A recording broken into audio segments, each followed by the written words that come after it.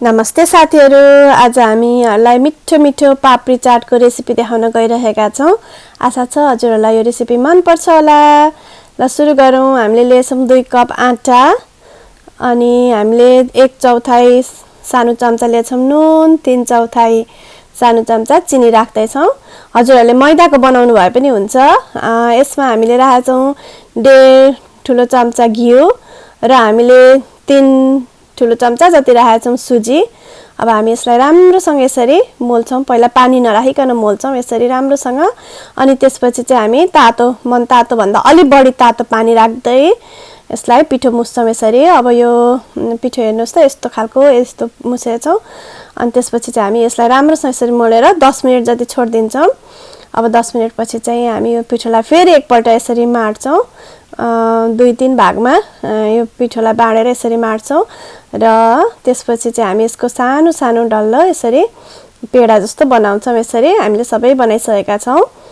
त्यसपछि चाहिँ अब हामी यसमा थोरै कालो जीरा र ज्वानो यसरी माथिबाट राख्दै छौं। हेर्नुस् त यसरी राख्दै हामी अब यसलाई बेल्दै अनि नपुगेको ठाउँमा ज्वानो र यसरी कालो जीरा राख्दै बेल्दै गर्छौं। यसो गर्दा चाहिँ बेल्न सजिलो हुन्छ। हजुरहरुले सुरुमै पिठोमा राख्नु भए पनि हुन्छ, तर हामीलाई चाहिँ यसरी नै सजिलो लाग्ने भएकोले चाहिँ हामीले यसरी राखेको हो। पछि अब नपुगेको ठाउँमा थप्दै बेल्दै गरेको छौं हामीले यसरी नै। अनि यो पापडी चाट चाहिँ मैदाको बनाउँदाखेरि पनि हुन्छ। हामीले चाहिँ स्वास्थ्यको कारण स्वास्थ्यवर्धक हुन्छ भनेर आटाको बनाएको छौं। अब यसरी बेलिसकेपछि चाहिँ एउटा गोलो आकारको कुकी कटर अथवा केही हजुरहरुसँग जे उपलब्ध छ त्यसैले यसलाई यसरी गोलो गोलो पापडीको आकारमा काट्छौं। हामीले त्यसै गरी काट्छौं। हजुरहरु पनि काट्नु होला र एउटा काँटाको मद्दतले यसरी यसमा पाल पार्दिन्छौं।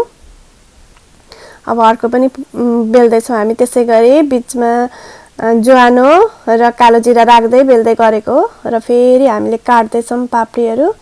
हेर्नुस् त हामीसँग चाहिँ एउटा बट्टाको बिर्को थियो, त्यो बिर्कोले काटेको। हजुरहरुसँग जे गोलो आकारको जत्रो आकारको बनाउन मन लाग्छ त्यसरी नै बनाउनु होला। अब हाम्रो पापडीहरु तयार हुँदैछन्। अब फेरि काँटाले घोचेर पाल पार्दिने सानो सानो मसिनो पाल। हामीले धेरै पापडीहरु तयार गरिसकेका छौं।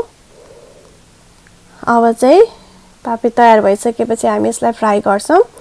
मध्यम आँचमा तेल तताउनु होला। अनि त्यसपछि एउटा राखेर हेर्दै छौं भयो कि भएन भनेर। अब यो माथि तरेर आइसकेको छ, तेल ठिक्क तातेको छ। अब हाम्रो पापडीहरु फ्राई गर्न रेडी भइसकेको छ। हेर्नुस् त हामीले फर्स्ट ब्याचको पापडीहरु राख्यौं र यो पहिलो ब्याचको। अब हामी यसलाई पल्टाएर फ्राई गर्छौं दुवैपट्टि राम्रोसँगले। धेरै कालो चाहिँ नपार्नु होला। यो पापडीहरु चाहिँ धेरै खैरो पनि नपार्नु होला, सुनौलो रङको भयो हुन्छ। धेरै कालो हुँदा पनि पापडीहरु सारै मिठो हुँदैन। हामीले यसलाई अर्कोपट्टि पल्टाएको छौं। अब हेर्नुस् त हाम्रो सुरुको फर्स्ट ब्याचको पापडीहरु तयार भइसके। अब हामी यसलाई निकाल्दै छौं। त्यसै गरी अरु पनि हामी पापडीहरु यसै गरी फ्राई गर्छौं र फ्राई गर्दा चाहिँ तेल चाहिँ एकदमै मध्यम आँचमा राख्नु होला। धेरै तातो पनि नबनाउनु होला।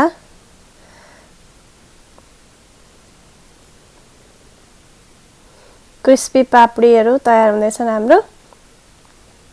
हामीलाई चाहिँ एकदमै मिठो लाग्छ यो रेसिपी। हजुरहरुलाई पनि आशा छ मिठो लाग्छ होला। यो रेसिपी फलो गरेर एकपल्ट बनाएर अवश्य पनि खानु होला र हामीलाई कमेन्ट बक्समा पनि प्लिज भनिदिनु होला कस्तो बनेको थियो पापडी चाट बनाएर खाएपछि चाहिँ। अनि हामीले यो निकाल्यौं पापडीहरु। अब लगभग हाम्रो सबै पापडीहरु तारेर तयार भइसकेका छन्। हेर्नुस् त।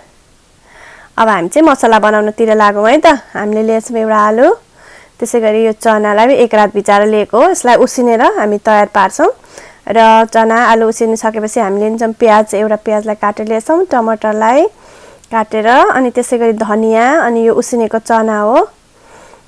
अनि आलु पनि उसिनेर काटेर लिएका छौं र आधी आलु चाहिँ हामीले यसरी मेस गरेर लिएको हो। यो आधी आलु चाहिँ यसरी अनि आधी चाहिँ काटेर यो दुईटा एकै ठाउँ मिसाउँदै छौं एउटा बोलमा। उसिनेको चना राख्दै छौं। अब हरियो धनिया र यो धनियाहरू चाहिँ आधा मात्रै राख्नु होला, आधा पछि गार्निशिङलाई काम दिन्छ। अनि यो टमाटर राख्दै छौं।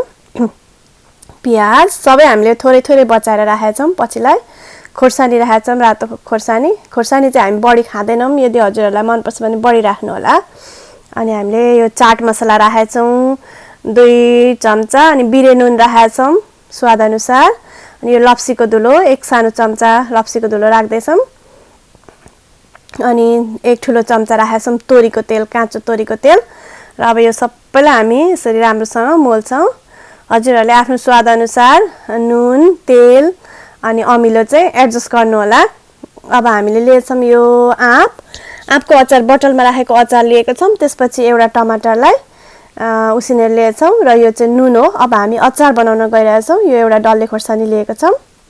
सबैलाई ब्लेन्डर जारमा नुन, आँपको अचार र यो टमाटर एकै ठाउँ राखेर पिस्छौं। हजुरहरुसँग आँपको अचार छैन भने कागतीको अचारहरू बयममा जे अचार छ त्यही अचार लिनु होला, एकदमै मिठो स्वाद आउँछ। अनि अचार तयार भएपछि चाहिँ हामी अब दही लिँदै छौं। यो दही चाहिँ हामीले 3-4 ठुलो चम्चा दही लिएर यसलाई राम्रोसँग फिटेर अब यसमा थोरै चिनी राख्दै छौं। आधा चम्चा भन्दा पनि थोरै, 1/4 चम्चा राखेका छौं चिनी र फिटेर दही तयार भयो।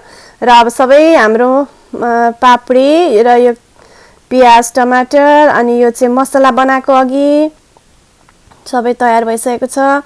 दहीलाई फिटेर चिनी थोरै राखेर लिएको त्यो पनि तयार भयो। हामीले बनाएको टमाटर र आँपको अचारको अचार चटनी तयार भइसकेको छ। र हामीले आज तित्रीको चटनी चाहिँ यसरी रेडिमेड लिएका छौं। कुनै भिडियोमा हामी तित्रीको पनि चटनी बनाएर देखाउँला पछि हजुरहरुलाई यदि इन्ट्रेस्ट लाग्छ भने। अब हाम्रो पापडी चाट चाहिँ प्लेटिङ गर्नलाई तयार भइसकेको छ। हामी प्लेटिङ सुरु गरौँ है त। अब प्लेटिङ तयार गर्दै छौं। अब हामीले पापडी यसरी एउटा प्लेटमा वरिपरि पापडी राखेका छौं।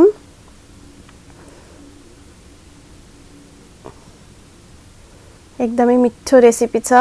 यदि हजुरहरुलाई पुदिनाको हरियो चटनी मन पर्छ भने त्यो पुदिनामा थोरै कागती राखेर पनि चटनी बनाउन सक्नुहुन्छ। त्यसपछि अब यो एक लेयर चाहिँ पापडीको राखिसकेपछि हामी राख्दैछौं यसमा मसला, चना र आलुको अघि बनाएको पापडी मसला। अनि त्यसपछि अब हामी यसमा यो पापडीलाई क्रस गरेर फुटाएर पनि 2-3 वटा पापडी यसरी माथिबाट राखिदिदै छौं। अब त्यसपछि यसमा हामी राख्दैछौं प्याज, थोरै प्याज राख्छौं। अनि अब हामी राख्छौं टमाटर, अघि हामीले बनाएको टमाटरको अचार। यहाँ हजुरहरुलाई मन पर्छ भने पुदिनाको अचार बनाएर पनि राख्न सक्नुहुन्छ वा अरु नै तरिकाले टमाटरको यो अचार पनि बनाउन सक्नुहुन्छ। यो चाहिँ हामीलाई असाध्यै मन पर्ने अचारको रेसिपी हो। यदि हजुरहरुसँग आँपको अचार छ भने त्यसरी बनाएर ट्राई गर्नु होला। त्यसपछि हामी यसमा राख्दै छौं दही। दही पनि स्वाद अनुसार घटाउन बढाउन सकिन्छ। अनि दही राखेका छौं हामीले। त्यसपछि आफ्नो स्वादको अनुसार यसमा तित्रीको अचार अब यसमाथि राख्दै छौं। र हजुरहरुलाई मन पर्छ भने खोर्सानी, चाट मसला यहाँ माथि पनि राखेर अरु बढी नुन अनि अमिलो बढी घटी गर्न सक्नुहुन्छ। यहाँ माथि चाट मसला मन पर्छ भने फेरि पनि चाट मसला राख्न पनि सक्नुहुन्छ। हामीले चाहिँ यहाँ तित्रीको अचारलाई फेरि राखिदै छौं। र अब फेरि हामी थोरै प्याज राख्दै छौं।